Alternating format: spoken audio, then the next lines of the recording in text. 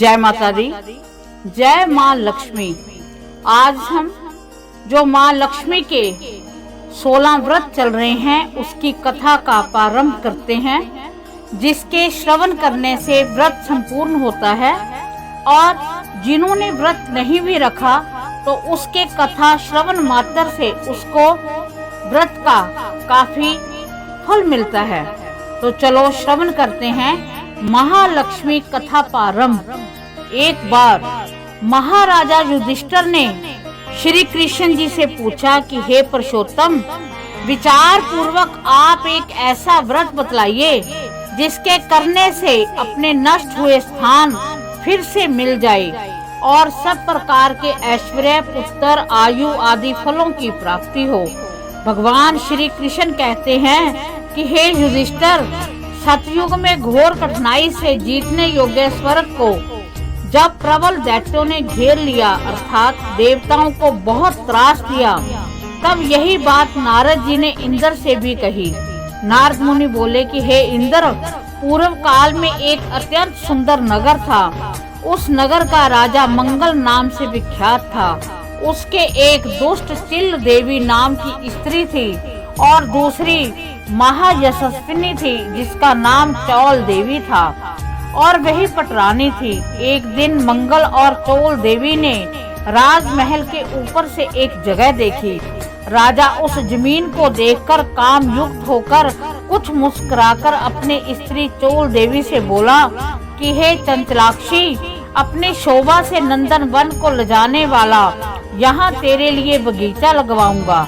यह सुनकर चौल देवी ने कहा, बहुत अच्छा, लगवाइए। उसके ऐसा कहने पर राजा ने वहाँ पर एक सुंदर बगीचा लगवा दिया। जब वह बगीचा अनेक तरहों से वृक्ष की लताओं से युक्त होकर फलने फूलने लगा और अनेक प्रकार के पक्षियों से सेवित अर्थात संपूर्ण सामग्री से सुसंपन्न हुआ, तब वहाँ पर एक सूअर आया जो कि विशाल शरीर वाला, ऊंचाई में मानो चंद्रमा और सूर्य को पकड़ने वाला था। वह सूअर अनेक प्रकार के वृक्ष लतादिकों से युक्त उस बगीचे को नष्ट करने लगा। श्री कृष्ण कहते हैं कि हे युधिष्ठिर, उसने कितने ही वृक्ष उखाड़ डाले, कितने ही वृक्ष दांतों के प्रहार और घर्षण से तोड़ डाले। काल सदृश उस सूअर से बगीचे के सब रक्षकों ने भयभीत होकर उसका सारा हाल राजा से जाकर कहा। यह सुनकर राजा के क्रोध से लाल नेत्र हो गए और उसने अपनी सारी फौज को हुक्म दिया कि सूअर को शीघ्र ही मार डालो। इस प्रकार हुक्म देकर राजा भी मतवाले हाथियों के सहित चला। सेना ने बगीचे को चारों तरफ से घेर लिया। जब वह सूअर समय पाकर राजा के सामने हुआ, तब राजा ने उसे बाण से मारा। सूअर रूप छोड़कर आकाश में कामदेव तुल्य सुंदर शरीर होकर विमान में बैठकर मंगल नामक राजा से बोला कि हे महिपाल, आपका कल्याण हो, आपने हमें मुक्त कर दिया है, अर्थात सूअर योनि से छुड़ा दिया है। अब मैं जिस कारण से सूअर हुआ था वह वर्णन सुनिए। मेरा नाम चित्ररथ है। मैं एक समय देवताओं से युक्त ब्रह्मदेव के नित्य गीत गा रहा था। गीत गाते गाते मुझसे ताल बिगड़ गई, तो इसी अपकर्म से सृष्टिकर्ता ब्रह्मा जी ने मुझे शाप दिया कि तू पृथ्वी पर सूअर होकर रहेगा। जब संपूर्ण शत्रुओं को जीतने वाला मंगल नामक राजा तुझे मारेगा, तभी तेरी मुक्ति होगी। तो हे महीपते, आपके प्रताप से इस समय वही सब घटित हुआ। इससे हे राजन, देवताओं को भी अत्यंत दुर्लभ मेरा वर ग्रहण करो। महालक्ष्मी का दिव्य व्रत बहुत उत्तम है और वह चतुर्वर्ग को देने वाला है। भाव, धर्म, अर्थ, काम और मोक्ष को देने वाला है। नारद जी कहते हैं कि हे इंद्र, इस प्रकार चित्ररथ गंधर्व राजा के प्रति कहकर प्रसन्न होता हुआ अंतर ध्यान हो गया। इसके बाद राजा मंगल ने कांख में मृग छाला लिए हुए किसी ब्राह्मण ब्रह्मचारी को अपने पास खड़े हुए देखा। हंसते हुए मधुर वाणी से राजा बोले कि तुम देव, दानव, गंधर्व, राक्षस या राजा, इनमें से कौन हो? ब्रह्मचारी, सत्य कहो, कहाँ से और किस लिए तुम यहाँ आए हो। इस प्रकार राजा के वचन सुनकर ब्रह्मचारी ने आशीर्वाद देकर कहा कि मैं आपके ही देश में उत्पन्न हूँ और मैं आपके साथ ही हूँ, इससे हमको यथोचित कुछ आज्ञा दीजिए। इनके अनंतर राजा ने कहा कि हे बटू, तेरा यह नूतन नाम है, सो तुम जल्दी ही जलाशय देखो, हमारे लिए जल लाओ। वह बटू ऐसा ही करूँगा, यह कहकर घोड़े पर चढ़कर जहाँ तालाब था वहाँ गया। वहाँ उसका घोड़ा कीचड़ में फंस गया। तब उसने घोड़े की पीठ से उतरकर चारों दिशाओं की ओर देखा। उसी तालाब के तट पर दिव्य वस्त्रों को धारण किए हुए स्त्रियों का विशाल समूह देखा। बटू ने स्त्रियों के पास जाकर सारा हाल कहा और हाथ जोड़कर मधुर वाणी से बोला कि हे सात स्त्रियों के समूह, श्रद्धा भक्ति युक्त होकर तुम ये क्या कर रही हो, इसकी क्या विधि है, इसका क्या फल है, सो हमसे विधि पूर्वक कहो। ऐसे उसके वचन सुनकर स्त्रियों का समूह दया युक्त वाणी से बोला कि हे विप्र, संपूर्ण फलों का देने वाला ये व्रत उन्हीं महालक्ष्मी का है जो तीनों लोकों में माया, प्राकृति, शक्ति आदि नामों से पुकारी जाती हैं। और स्त्रियों ने उस वटू को व्रत की सारी विधि भी समझाई। तब देवियों के समूह ने कहा कि हे विप्र, व्रतों में यह उत्तम व्रत हमने तुमसे कहा, इसके करने से अन्यास वांछित फल प्राप्त होता है। हे विप्र, इस व्रत को करके अपने राजा से भी इसे कराओ। यह उत्तम व्रत श्रद्धावान को बताना चाहिए। नास्तिकों के आगे व्रत को कभी भी प्रकाशित मत करना। इसके बाद ब्राह्मण ने उस स्त्री समूह को नमस्कार करके कीचड़ से घोड़े को निकालकर तत्पश्चात जल पीकर राजा के निमित्त कमल के पत्तों में जल लेकर घोड़े पर चढ़कर राजा के पास पहुंचा और पूर्वोक्त समस्त वृत्तांत कहकर नाना प्रकार की सामग्री से युक्त होकर राजा से भी उस व्रत को करवाया। उस व्रत के प्रभाव से राजा सब राजाओं में श्रेष्ठ हुआ। एक बार जहाँ चौल देवी नाम की रानी थी, वहाँ राजा मंगल गया और चौल देवी ने राजा की भुजा में डोरे को देखा। डोरे को देखकर रानी को अत्यंत क्रोध आया और मन में वे ये विचार कर क्रोधित होकर राजा के प्रति शंका करने लगी। और राजा शिकार के बहाने से किसी और स्त्री के पास जाता है। उसने अपने सौभाग्य के लिए राजा के बाहु में डोरा डाला है। इस तरह मेरे देखने के लिए इस बटू को भेजा है। अतः कुपित हो उस दुष्ट आत्मा ने कोप से उस डोरे को तोड़कर फेंक दिया। सामंत मंत्री भृत्यादिकों के सहित वन की वार्ता करते हुए राजा ने चोल देवी नाम की रानी के द्वारा डोरा तोड़ने की इस बात को नहीं समझा।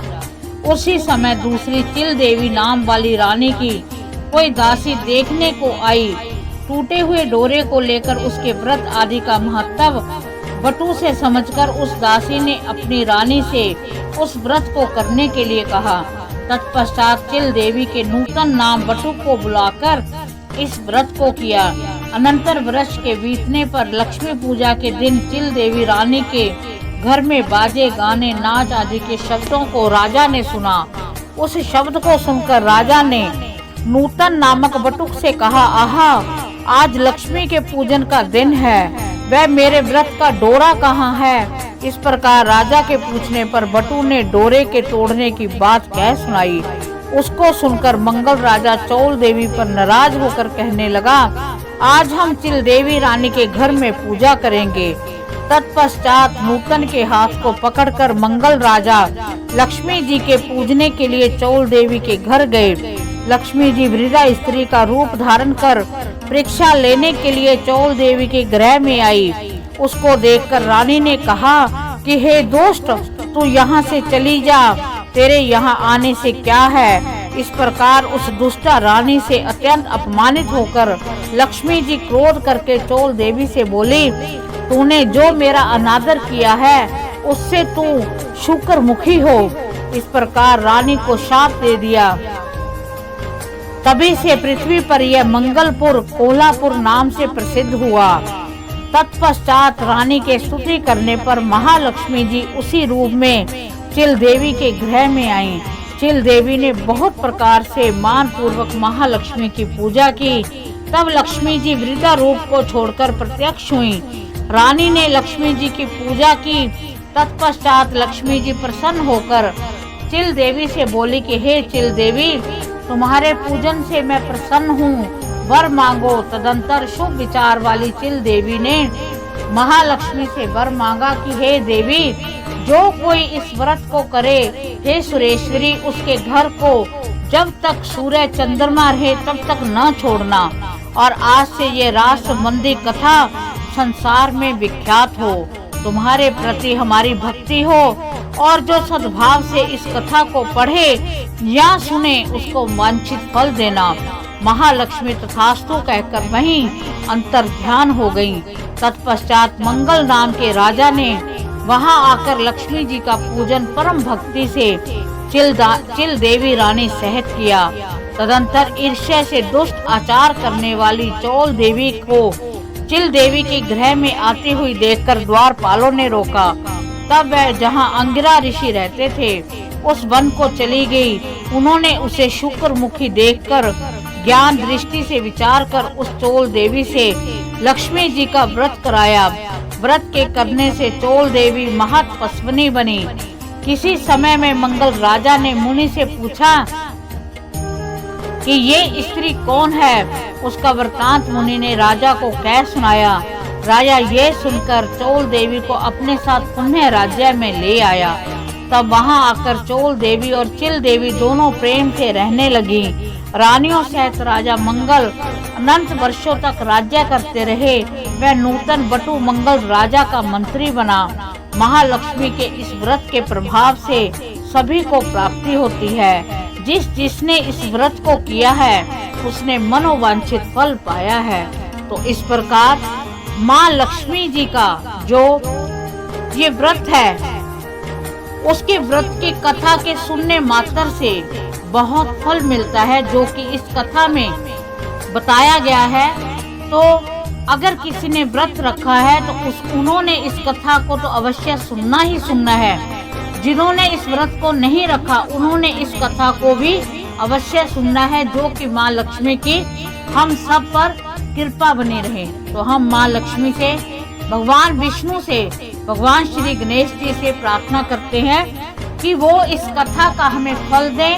हमारे घरों में गणपति जी के साथ भगवान विष्णु जी के साथ महालक्ष्मी माँ जगदम्बा हमेशा विराजमान रहें। यही कामना करते हुए हम उनको कोटि कोटि नमन करते हैं, करोड़ों बार उनको वंदन करते हैं और उनसे प्रार्थना करते हैं कि वो हमारे घर में स्थिर लक्ष्मी के रूप में वास करें। तो इसी के साथ जय माता दी। माँ लक्ष्मी आप पर विशेष कृपा बनाई रखें। जय माँ लक्ष्मी।